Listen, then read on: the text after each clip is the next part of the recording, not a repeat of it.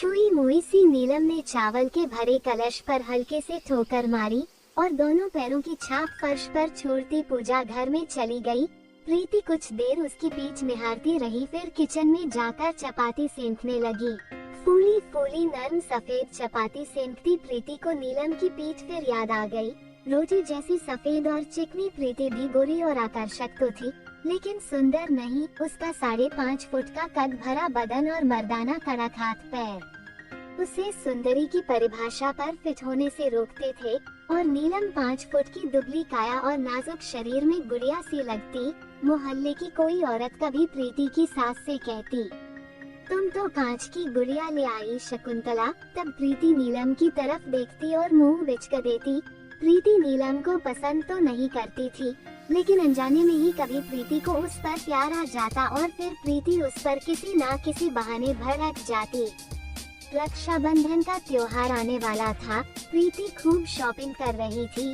भतीजे भतीजियों के लिए कपड़े, खिलौने, मिठाइयाँ सब लेकर जाती है। अगर लड़की खाली हाथ चली जाए तो मायके में इज्जत कम मिलती है। नीलम प्रीति का लाया हुआ सामान देखती है तो तारीफ जरूर करती है, लेकिन उसके शब्द उसके चेहरे के भावों का साथ नहीं देते। उसकी उदासी साफ झलकती है।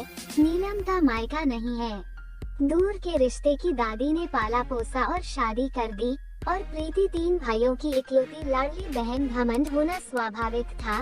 रक्षाबंधन के दिन प्रीति सुबह ही पति को साथ लेकर मायके चली गई। आज नीलम का उतरा हुआ चेहरा देखकर उसे दिली सुकून मिल रहा था। प्रीति और नीलम 3 साल से साथ थी, लेकिन दोनों में कभी कभार ही बातचीत होती। इधर प्रीति को नीलम के रूप से ईर्ष्या थी, उधर प्रीति के मायके के किस्से सुन नीलम जल भुन कर राख हो जाती। फिर रक्षाबंधन आया।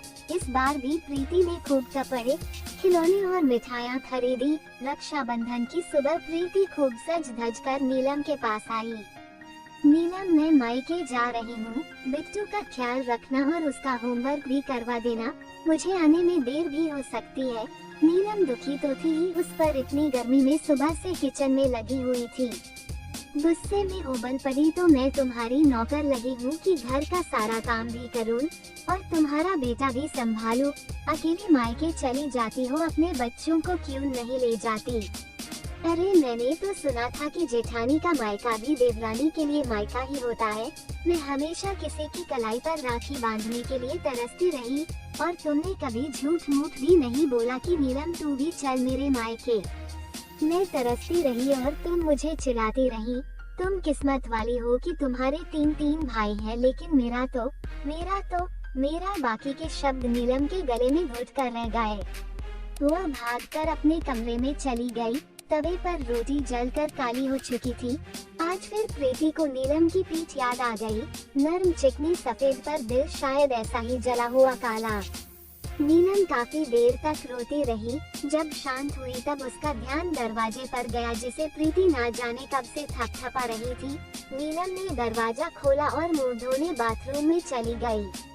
लौटकर आई तो देखा प्रीति उसकी अलमारी से साड़ी निकाल कर बैग पर रख रही है। ये क्या कर रही हो? नीलम ने हैरानी से प्रीति को देखा।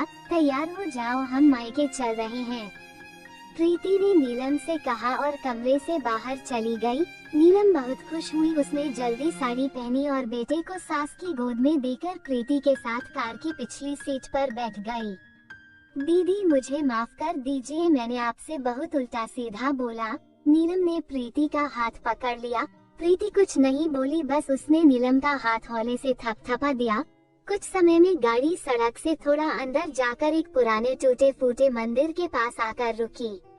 प्रीति ने गाड़ी से बाहर आकर नीलम को आवाज दी, बाहर आ जाओ नीलम, हमारा मायका आ गया।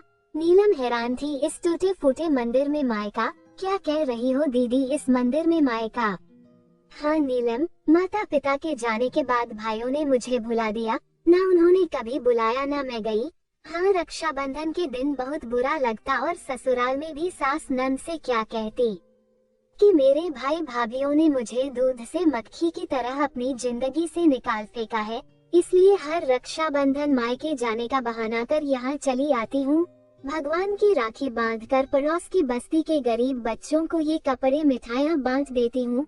नीलम भावशून्य से प्रीति के चेहरे को ताके जा रही थी। दोस्तों, आखिर क्यों छीन लेते हैं लोग बेटियों से उनका मायका। अगर आपको कहानी पसंद आई तो वीडियो को लाइक और शेयर करें। साथ ही कमेंट में जरूर बताएं कि आपको कहानी कैसी लगी। फिर मिलते हैं एक और इंटरेस्टिंग कहानी के साथ। तब तक आप चैनल पर मौजूद और कहानियों को सुने। धन्यवाद।